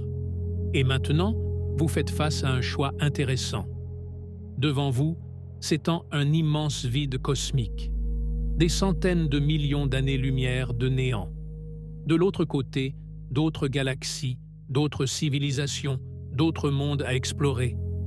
Vous décidez de traverser le vide. Après tout, ce n'est que de l'espace vide, n'est-ce pas? Pas d'obstacles, pas de piège gravitationnel, pas de danger visible. Juste une ligne droite du point A au point B. Mais voilà le problème. Même si vous pouvez techniquement entrer dans le vide, l'univers lui-même travaille contre vous. Et la raison en est paradoxalement cette même absence de matière qui définit le vide. Pour comprendre pourquoi il est si difficile d'entrer naturellement dans un vide, nous devons réfléchir à la façon dont la gravité fonctionne au bord de ces déserts cosmiques. La gravité est une force qui attire tout ce qui a une masse vers tout ce qui a une masse. Plus il y a de masse, plus l'attraction est forte. C'est le principe fondamental que nous connaissons tous depuis Newton et que Einstein a révolutionné avec sa théorie de la relativité générale. Mais que se passe-t-il quand vous avez une région avec très peu de masse, entourée de régions avec beaucoup plus de masse? La réponse est intuitive quand vous y réfléchissez. La matière au bord du vide est attirée vers l'extérieur, vers les régions plus denses de la toile cosmique. Et parce qu'il n'y a que peu de matière à l'intérieur du vide, il n'y a presque rien qui tire dans la direction opposée. C'est comme un bras de fer où d'un côté se tiennent des milliers de personnes et de l'autre côté, personne. Le résultat est décidé d'avance. Les galaxies au bord des vides s'éloignent donc constamment des centres des vides. Elles sont tirées vers les parois et les filaments de la toile cosmique, où il y a plus de matière. Ce mouvement est lent à l'échelle humaine, des centaines de kilomètres par seconde, mais à l'échelle cosmique, il est inexorable. Et de plus, cet effet se renforce. À mesure que les galaxies s'éloignent du centre du vide, le vide devient encore plus vide. Et plus il est vide, plus le déséquilibre gravitationnel à ses bords est fort. C'est une rétroaction positive qui fait que les vides deviennent progressivement de plus en plus vides au fil du temps cosmique. Mais attendez, vous pourriez dire, que se passe-t-il si une galaxie vole assez vite vers le vide? Ne pourrait-elle pas surmonter ce déséquilibre gravitationnel et pénétrer à l'intérieur? Théoriquement, oui, mais pratiquement, c'est extrêmement improbable. Les galaxies dans l'univers ne se déplacent pas au hasard. Leurs mouvements sont déterminés par le champ gravitationnel de la toile cosmique qui les a formés depuis le début de l'univers. Et ce champ gravitationnel pointe toujours des vides vers les régions denses. Jamais l'inverse. Pour qu'une galaxie entre dans un vide, elle devrait avoir une vitesse initiale si énorme vers le vide qu'elle surmonterait l'attraction gravitationnelle de toutes les structures environnantes. Et une telle vitesse nécessiterait une impulsion initiale extraordinaire, quelque chose qui projette la galaxie dans le vide comme une balle sortant d'un pistolet. Dans l'évolution cosmique normale, rien de tel ne se produit. Les galaxies se forment dans les régions denses où il y a suffisamment de matière, puis elles se déplacent selon le champ gravitationnel qui les tire toujours vers des régions encore plus denses ou les maintient en place. Mais il y a encore un autre facteur qui rend l'entrée dans un vide encore plus difficile. L'énergie noire. L'énergie noire est une force mystérieuse qui accélère l'expansion de l'univers, et ses effets sont les plus prononcés précisément à l'intérieur des vides, où il n'y a pas assez de matière pour l'équilibrer gravitationnellement. À l'intérieur des vides, l'espace se dilate plus vite que dans les régions denses. C'est comme si vous nagiez contre un courant qui ne cesse de s'intensifier. Même si vous réussissiez d'une manière ou d'une autre à entrer dans le vide, l'énergie noire vous pousserait vers l'extérieur, vers les bords. Cet effet est encore faible par rapport au déséquilibre gravitationnel, mais à l'avenir, il deviendra de plus en plus important à mesure que l'énergie noire dominera de plus en plus la dynamique de l'univers. Les galaxies qui sont déjà à l'intérieur des vides, elles existent, pourtant. Nous les avons vues dans le vide du Bouvier, dans le vide local, dans le Giant Void. Comment sont-elles arrivées là? La réponse est surprenante. Ces galaxies y ont toujours été, ou plus précisément, elles s'y sont formées au tout début, dans l'univers primitif. quand les vides n'étaient pas encore aussi vides et le déséquilibre gravitationnel pas aussi extrême. Dans l'univers primitif, environ 1 milliard d'années après le Big Bang, les différences de densité étaient beaucoup plus petites. Les régions qui sont aujourd'hui devenues des vides n'étaient que légèrement moins denses que leurs environs. Et dans ces régions, des galaxies pouvaient encore se former, bien que moins fréquemment et en plus petit nombre. Là où se trouvaient des concentrations locales de matière noire, de petites galaxies pouvaient naître. Ces concentrations étaient plus rares et plus petites que dans les régions plus denses, mais elles existaient. Ces galaxies sont des vestiges, des fossiles d'une époque où l'univers était plus jeune et les vides moins extrêmes. Ce sont des galaxies qui sont nées au mauvais endroit, au mauvais moment, et qui sont maintenant emprisonnées dans une prison cosmique dont il n'y a pas d'évasion possible. Et effectivement, les mesures montrent que ces galaxies se déplacent vers les bords des vides. Elles fuient, comme si elles savaient instinctivement qu'elles n'ont pas leur place à l'intérieur. C'est comme si nous regardions au ralenti une évasion de prison qui dure des milliards d'années. Ce mouvement est mesurable avec les instruments modernes. Les astronomes utilisent une technique appelée vitesse particulière, qui mesure le mouvement des galaxies au-delà de l'expansion générale de l'univers. Et pour les galaxies dans les vides, ces vitesses particulières pointent systématiquement vers les bords. Souvenez-vous de la galaxie naine ESO 46136 dans le vide local qui fonce vers le bord à une vitesse de 350 km par seconde, ou de la structure tubulaire des galaxies dans le vide du Bouvier, vestiges de parois de vide plus petits qui ont fusionné. Toutes ces galaxies sont en route vers la sortie, même si ce voyage dure une éternité. Mais il y a une question intéressante qui appartient peut-être autant à la philosophie qu'à la science. Que se passerait-il si quelqu'un voulait entrer dans un vide intentionnellement ? Pas une galaxie, mais une civilisation intelligente avec une technologie avancée ? Techniquement parlant, ce serait possible. Si vous avez une propulsion assez puissante, vous pouvez surmonter le déséquilibre gravitationnel et voler dans le vide. Il n'y a pas de barrière physique, pas de mur qui vous empêcherait. Un vide n'est qu'un espace avec une très faible densité de matière, pas une zone interdite. Mais ce serait extrêmement difficile et énergivore. Vous devriez d'abord échapper à la gravité de votre galaxie d'origine. C'est en soi un énorme défi.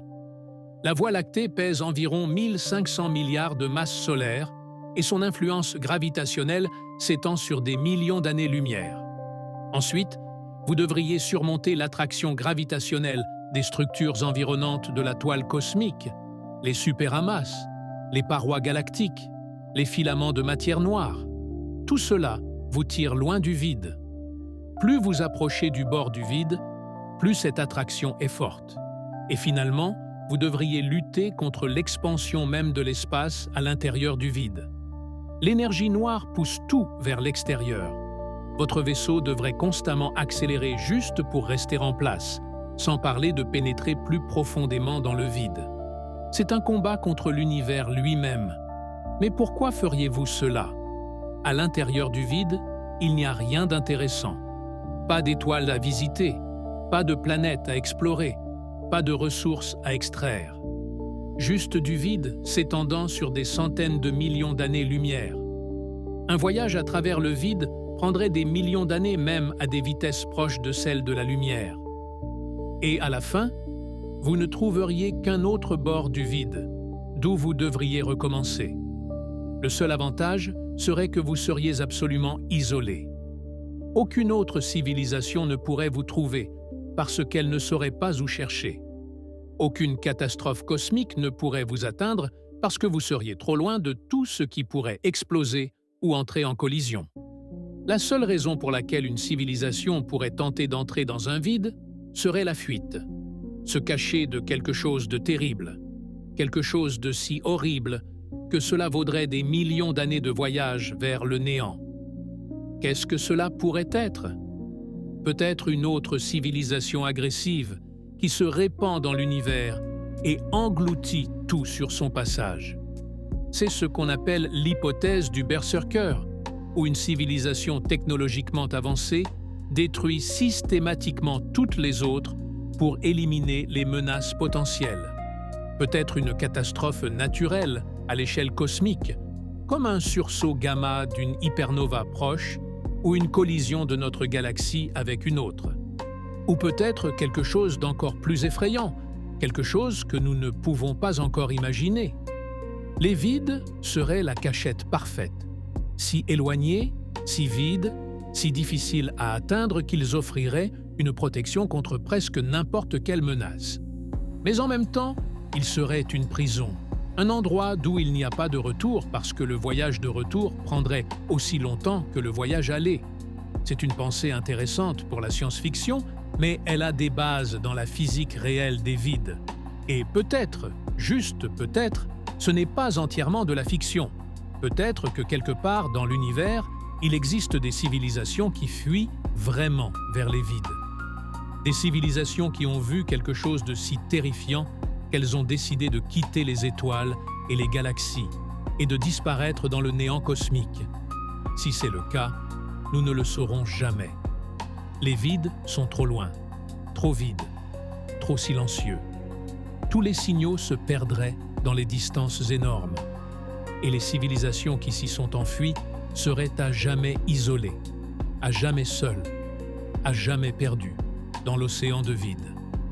C'est une représentation triste, mais c'est aussi un rappel de combien l'univers est vraiment inhospitalier. Les vides ne sont pas seulement des objets cosmologiques intéressants, ce sont de vrais endroits, de vrais espaces où s'appliquent de vraies lois physiques. Et ces lois disent clairement que les vides sont des endroits où on n'entre normalement pas. Et pourtant, quelqu'un y vit. Pas des humains, bien sûr, mais des galaxies. Des galaxies solitaires, isolées, mourant lentement, qui sont nées au mauvais moment, au mauvais endroit, et sont maintenant emprisonnées dans une prison cosmique. Ces galaxies sont des objets d'étude fascinants. Elles sont comme un groupe témoin dans une expérience cosmique. Alors que les galaxies dans les régions denses sont affectées par la gravité de leurs voisines, les collisions, les échanges de gaz et d'autres interactions, les galaxies dans les vides évoluent dans l'isolement. Ce sont des laboratoires purs d'évolution galactique. Les galaxies dans les vides cosmiques sont parmi les objets les plus rares que les astronomes étudient. Ce sont de véritables raretés cosmiques, des fossiles de l'univers primitif qui nous montrent à quoi ressembleraient les galaxies si elles évoluaient dans un isolement complet. La première chose qui a surpris les astronomes est leur couleur. Les galaxies des vides sont en moyenne plus bleues que les galaxies des régions denses. La couleur bleue en astronomie signifie de jeunes étoiles chaudes. Et de jeunes étoiles chaudes naissent là où il y a une formation stellaire active. C'est paradoxal. Vous vous attendriez à ce que les galaxies isolées aient moins de matériaux pour former des étoiles et soient donc plus vieilles et plus rouges. Mais c'est le contraire qui est vrai.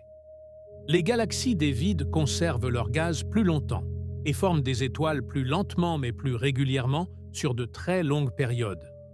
Les études spectroscopiques menées notamment à l'Observatoire de Lyon et à l'Institut d'astrophysique de Paris ont montré que les galaxies des vides contiennent en moyenne 30 à 50% de plus d'hydrogène atomique que des galaxies comparables dans des environnements plus denses.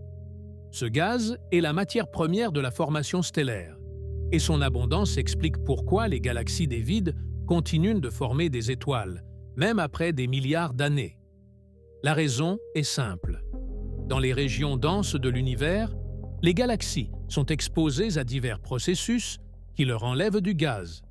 Les interactions gravitationnelles avec les galaxies voisines, les collisions, ce qu'on appelle le ram pressure stripping en anglais, où le gaz intergalactique chaud souffle littéralement le gaz froid hors des galaxies.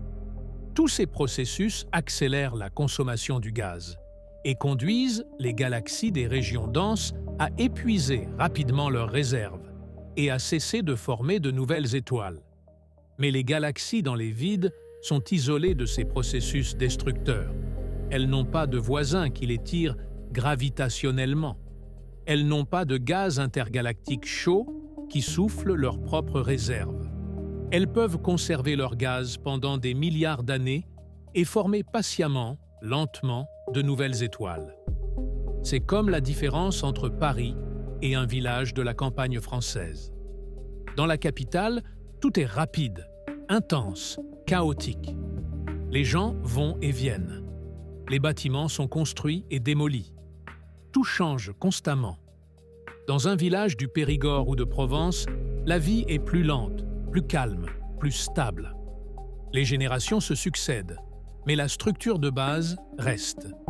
Les galaxies des vides sont des villages cosmiques, silencieux, calmes, vieillissant lentement dans l'isolement. La deuxième chose qui a intéressé les astronomes est leur forme. Les galaxies des vides ont tendance à être plus petites et moins massives que les galaxies des régions denses, mais elles ont aussi tendance à être plus régulières, moins déformées. Dans les régions denses, les galaxies sont constamment perturbées par la gravité de leurs voisines. Les bras des galaxies spirales sont étirés et tordus. Les galaxies elliptiques naissent des collisions de galaxies spirales. Les galaxies irrégulières sont les vestiges de collisions cosmiques dramatiques. Mais dans les vides, rien de tout cela ne se produit. Les galaxies évoluent en paix, sans interférences extérieures. Leur forme reflète leur dynamique interne, pas des interactions chaotiques avec leur environnement. En janvier 2025, une découverte fascinante a été publiée. Les astronomes ont pour la première fois détecté une population de galaxies naines extrêmement isolées dans les vides cosmiques qui ont complètement cessé de former des étoiles. Ces galaxies sont ce qu'on appelle éteintes. Cette découverte était surprenante. Jusqu'alors, les astronomes supposaient que les galaxies avaient besoin d'influences extérieures pour cesser de former des étoiles. Des interactions avec les voisins, un environnement intergalactique chaud, un stripping gravitationnel. Sans ces influences, les galaxies devraient continuer à former des étoiles jusqu'à épuiser leur gaz. Mais ces galaxies naines dans les vides ont cessé de former des étoiles malgré leur isolement. Pourquoi? La réponse est probablement liée à leur faible masse. Les galaxies naines ont une gravité très faible, et même sans influences extérieures, elles peuvent perdre leur gaz par des processus internes. Les supernovas, les vents stellaires, le rayonnement des jeunes étoiles. Tout cela peut souffler le gaz hors d'une petite galaxie qui n'a pas assez de gravité pour le retenir. Cette découverte change notre compréhension de l'évolution galactique. Elle montre que les galaxies peuvent mourir même dans un isolement complet, sans aucune influence extérieure. C'est un rappel que l'univers est cruel, même pour ses habitants les plus solitaires. L'une des questions les plus intéressantes concernant les galaxies des vides est leur potentiel pour la vie. Ce sont des endroits où pourraient exister des planètes habitables, ou sont-ils trop inhospitaliers, même pour les formes de vie les plus résistantes? La réponse est complexe.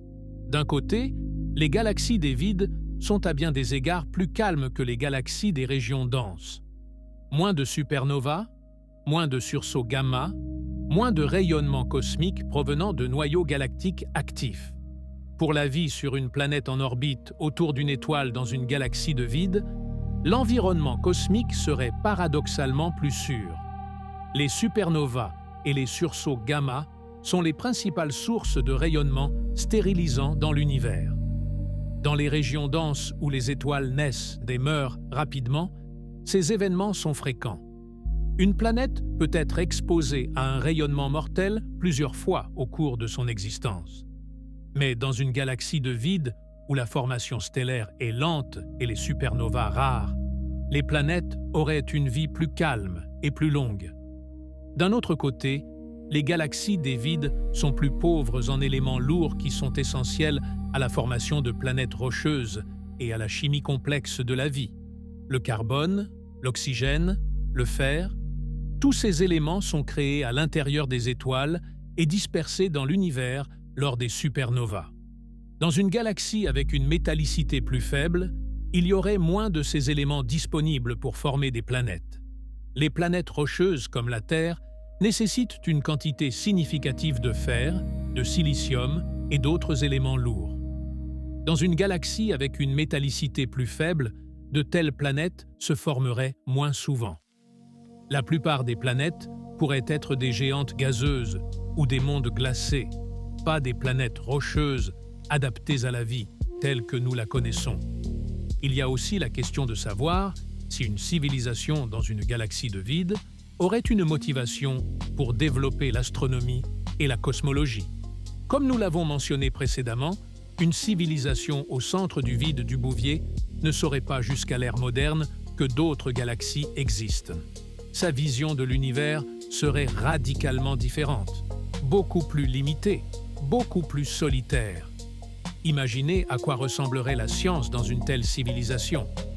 L'astronomie se limiterait à l'étude des étoiles de sa propre galaxie. La cosmologie serait plus primitive, parce qu'il n'y aurait pas de galaxies lointaines dont le décalage vers le rouge révélerait l'expansion de l'univers. La théorie du Big Bang pourrait ne jamais naître ou serait considérée comme une hypothèse spéculative sans preuves observationnelles. Peut-être qu'une telle civilisation ne développerait jamais le désir de voyager vers les étoiles, parce qu'elle ne saurait pas qu'il existe des étoiles vers lesquelles il vaudrait la peine de voyager au-delà de sa propre galaxie. Peut-être qu'elle se tournerait vers l'intérieur, se concentrant sur sa propre planète, sa propre étoile, sa propre petite bulle de réalité au milieu de l'obscurité infinie. C'est une représentation étrange. Une civilisation qui ne connaîtrait jamais la grandeur de l'univers parce qu'elle vivrait dans sa partie la plus vide. Une civilisation qui penserait qu'elle est seule dans l'univers. Non pas parce que personne d'autre n'existerait, mais parce que les autres seraient trop loin pour être jamais aperçus. Et pourtant, malgré toutes ces limitations, les galaxies des vides sont des objets fascinants. Ce sont des fenêtres sur une version alternative de l'évolution cosmique, une version sans chaos, sans interaction, sans collision et fusion dramatique. Elles nous montrent à quoi ressemblerait l'univers s'il était plus calme, plus vide, plus solitaire, et peut-être, juste peut-être, elles nous montrent l'avenir. Parce que tandis que l'univers vieillit et que les vides grandissent, de plus en plus de galaxies seront isolées. De plus en plus d'entre elles ressembleront aux galaxies des vides d'aujourd'hui, silencieuses, solitaires, mourant lentement dans l'obscurité infinie. Nous avons parlé des vides cosmiques comme de formations géographiques, d'immenses régions vides dans la structure de l'univers.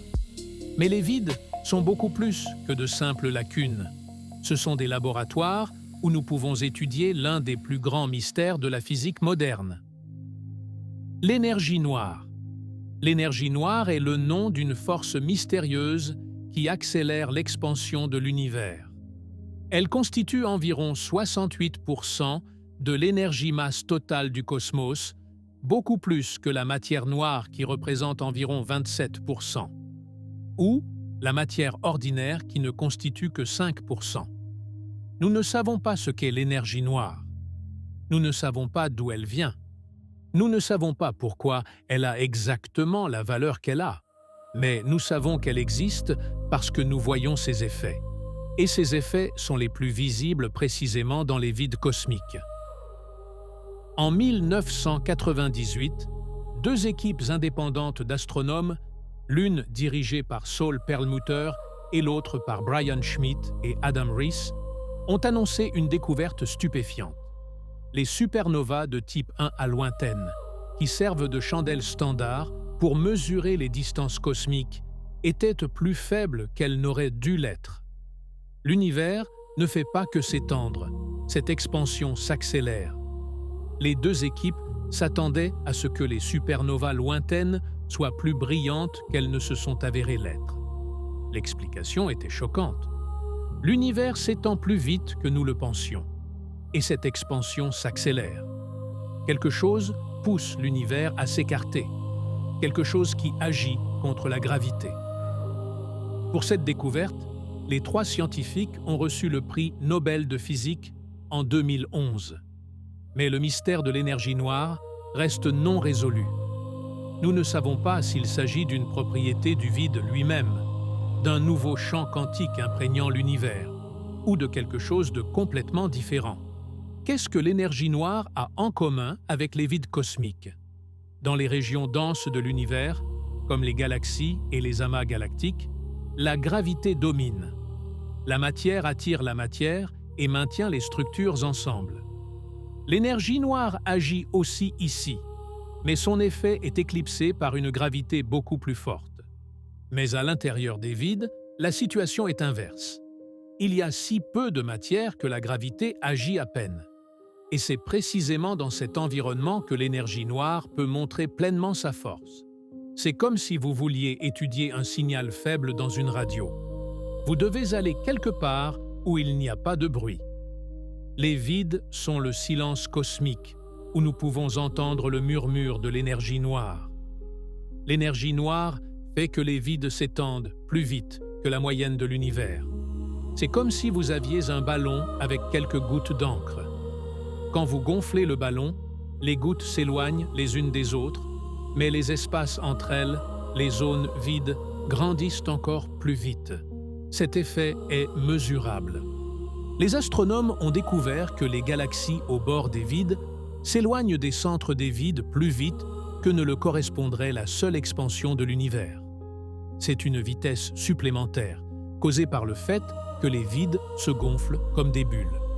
Des simulations cosmologiques récentes, dont certaines réalisées au centre de calcul de l'IN2P3 à Lyon, ont montré que les vides déchirent activement la toile cosmique. Ce ne sont pas seulement des lacunes passives, ce sont des structures dynamiques qui s'étendent et expulsent la matière de leur environnement. Les simulations ont montré que le rythme de cette déchirure s'accélère. À mesure que l'univers vieillit et que l'énergie noire domine de plus en plus, les vides grandiront de plus en plus vite.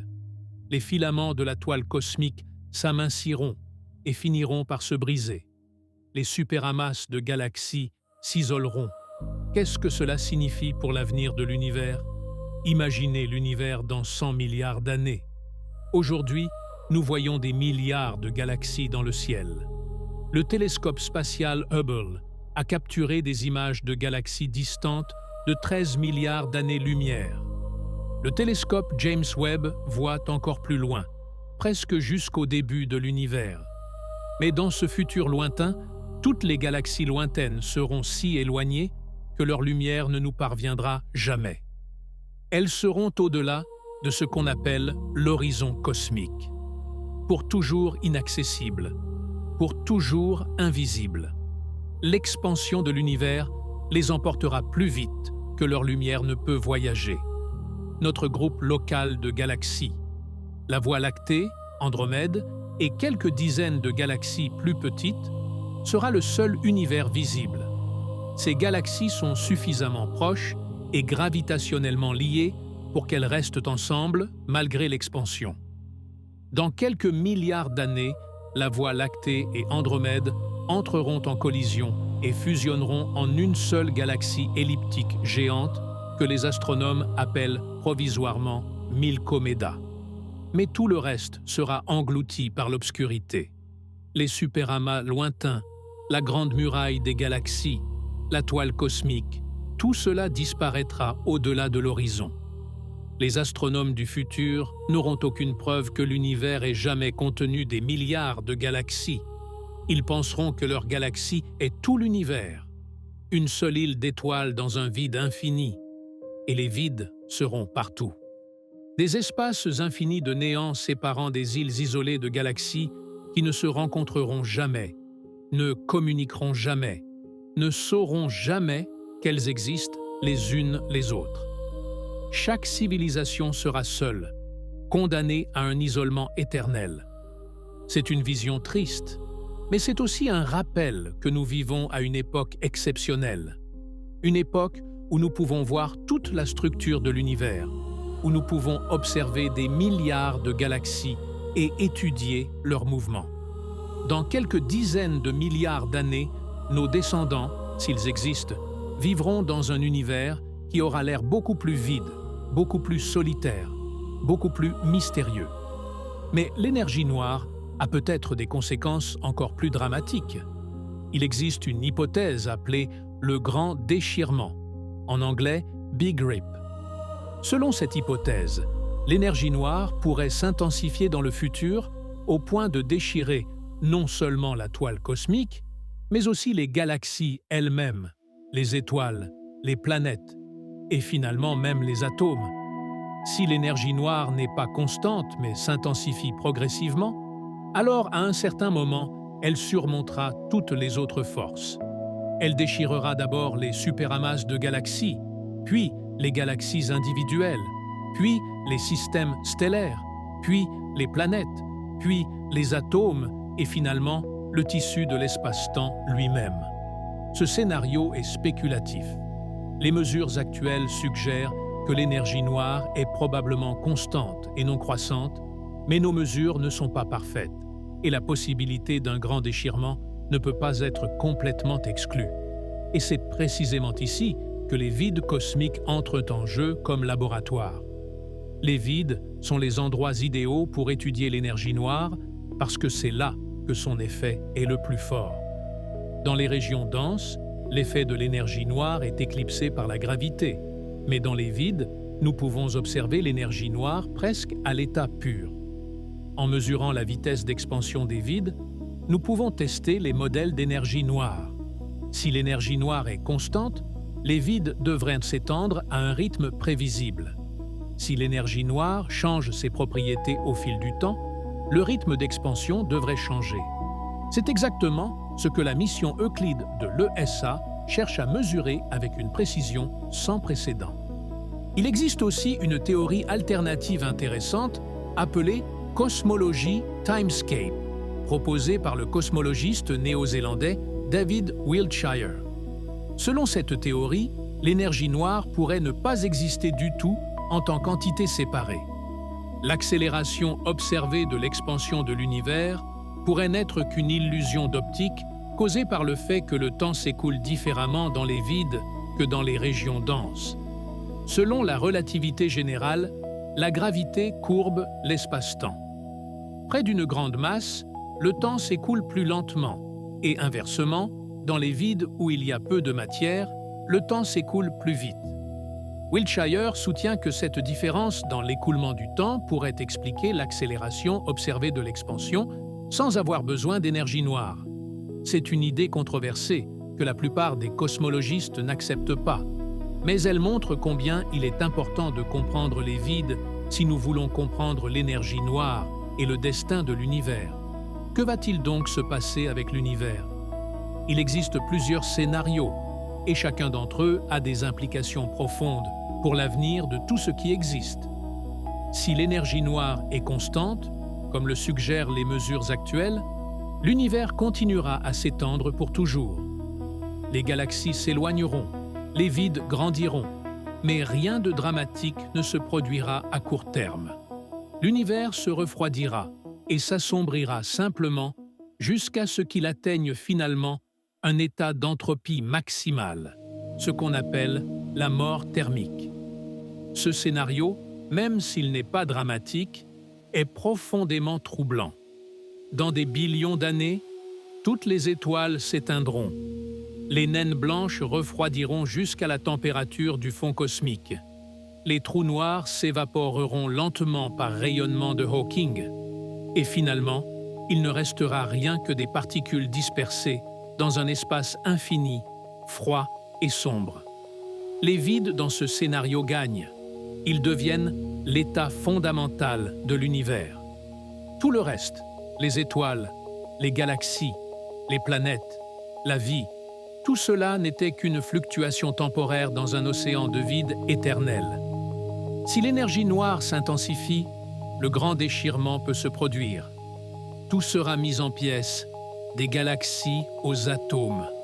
Ce scénario est plus dramatique et plus rapide. L'univers pourrait se terminer dans seulement 20 milliards d'années à partir de maintenant. Si l'énergie noire s'affaiblit ou change ses propriétés, l'expansion de l'univers pourrait ralentir ou même s'inverser. L'univers pourrait commencer à se contracter et se terminer par un grand craquement, l'inverse du Big Bang.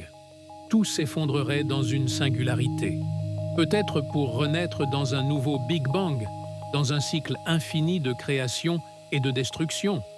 Et si Wiltshire a raison et que l'énergie noire est juste une illusion causée par l'écoulement inhomogène du temps, toute notre image de l'univers devrait être réécrite depuis les bases. L'avenir serait complètement différent de ce que nous imaginons. Les vides sont la clé pour répondre à ces questions. Ce sont les laboratoires les plus purs pour étudier l'énergie noire, les meilleurs endroits pour tester nos théories sur le destin de l'univers. Leur comportement peut nous dire lequel de ces futurs nous attend. Et peut-être, juste peut-être, ils sont aussi le dernier refuge, le dernier endroit où l'intelligence pourrait survivre dans un univers mourant. Nous avons commencé ce voyage par l'image de vous flottant au milieu de l'obscurité absolue. Pas d'étoiles, pas de galaxies, juste une obscurité suffocante infinie s'étendant sur des centaines de millions d'années-lumière dans toutes les directions. Nous avons dit que c'est la réalité au cœur des vides cosmiques. Nous avons dit que c'est à quoi ressemble la grande majorité de l'univers. Et nous avons dit que les vides sont les endroits les plus solitaires de l'existence. Mais peut-être que nous regardions les vides de la mauvaise façon. Peut-être qu'ils ne sont pas une prison. Peut-être qu'ils sont un refuge. Souvenez-vous de ce que nous avons appris sur les galaxies dans les vides. Elles sont plus calmes que les galaxies des régions denses. Moins de supernovas, moins de sursauts gamma, moins de rayonnement cosmique. Leurs étoiles naissent plus lentement, mais elles meurent aussi plus lentement. Ce sont des oasis de calme dans un univers par ailleurs chaotique. Et maintenant, imaginez l'avenir. Dans des billions d'années, quand la plupart des étoiles de l'univers se seront éteintes, quand les galaxies des régions denses auront épuisé leur gaz et seront mortes, les galaxies des vides brilleront encore. Lentement, faiblement, mais avec persévérance. La dernière étoile de l'univers naîtra probablement dans une galaxie de vide. Ce sera une petite naine rouge, une étoile si économe qu'elle brûlera pendant des billions d'années. Et autour d'elle orbitera peut-être une planète sur laquelle se blottira le dernier vestige de conscience dans l'univers. C'est une représentation poétique, mais elle a une base scientifique. Le physicien Freeman Dyson a écrit en 1979 un essai célèbre intitulé « Le temps sans fin », dans lequel il examinait comment la vie intelligente pourrait survivre dans un univers mourant. Ses conclusions étaient étonnamment optimistes. Si une civilisation est suffisamment avancée, elle peut survivre presque indéfiniment, même si l'univers autour d'elle se refroidit et s'assombrit. La clé est l'efficacité. Plus l'environnement est froid, plus le calcul peut être efficace. Une civilisation qui s'adapterait à la vie dans un univers froid pourrait effectuer une quantité infinie de pensées avec une quantité finie d'énergie. Simplement, en ralentissant son métabolisme et en utilisant des différences de température de plus en plus petites. Dyson imaginait des civilisations qui hiberneraient pendant des milliards d'années, ne s'éveillant que pour de brefs moments d'activité avant de se rendormir. Leur temps subjectif s'écoulerait normalement, mais le temps objectif s'étirerait à l'infini.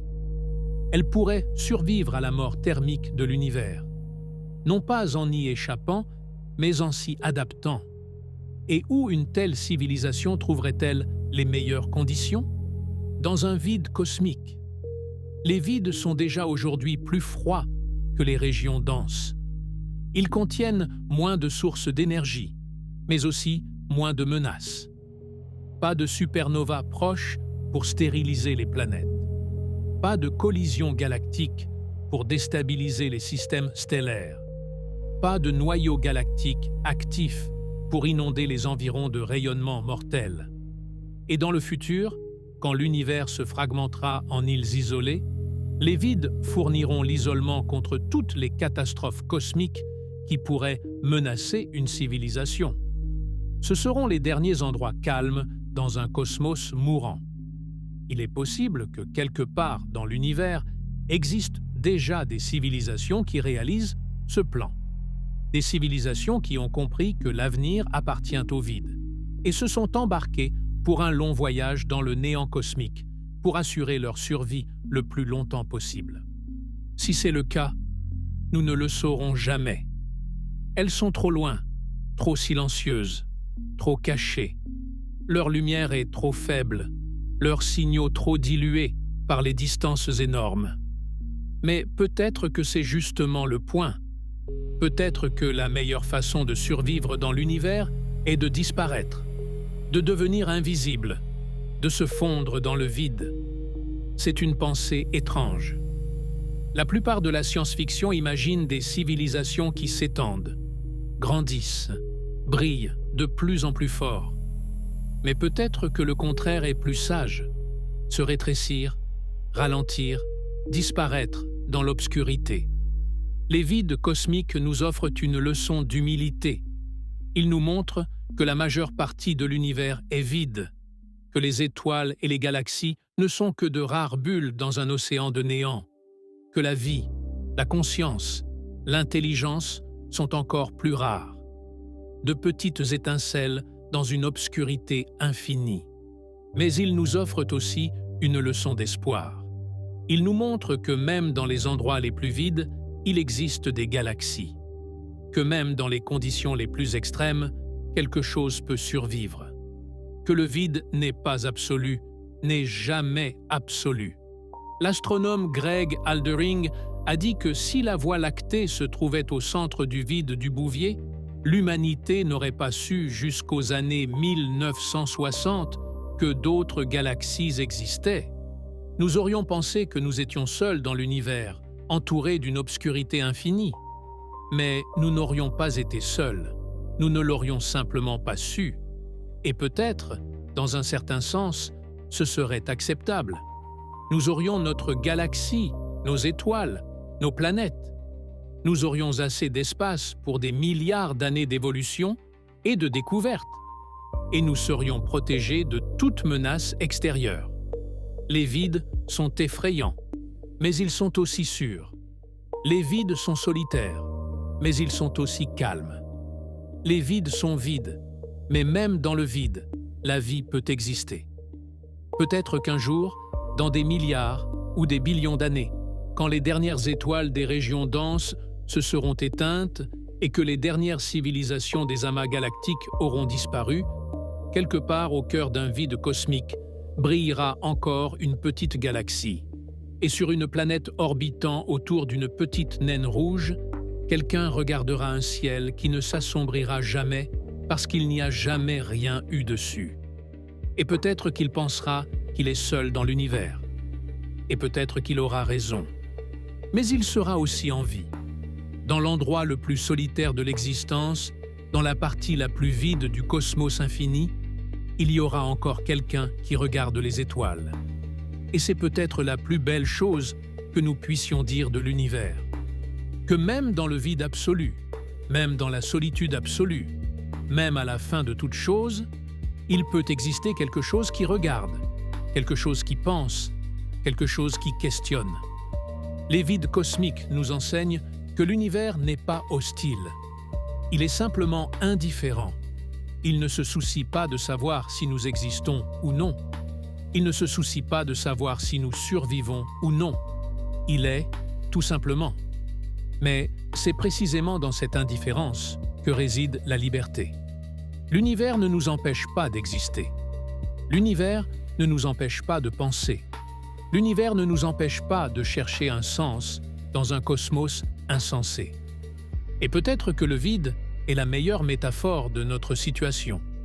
Nous sommes petits, nous sommes seuls, nous sommes entourés d'un infini qui ne nous connaît pas et ne nous comprend pas. Mais nous sommes là. Nous regardons les étoiles depuis nos observatoires, depuis le pic du Midi, depuis l'observatoire de Haute-Provence, depuis les déserts et les montagnes du monde entier. Nous nous demandons ce qu'il y a au-delà de l'horizon, et nous cherchons des réponses, même si nous savons que nous ne les trouverons peut-être jamais. Les vides ne sont pas la fin, ils sont juste un autre type de commencement. Et quelque part là-bas, dans l'obscurité entre les galaxies, peut-être qu'en ce moment même, quelqu'un d'autre regarde son ciel vide et se pose les mêmes questions que nous. Nous ne sommes pas seuls dans le fait d'être seuls.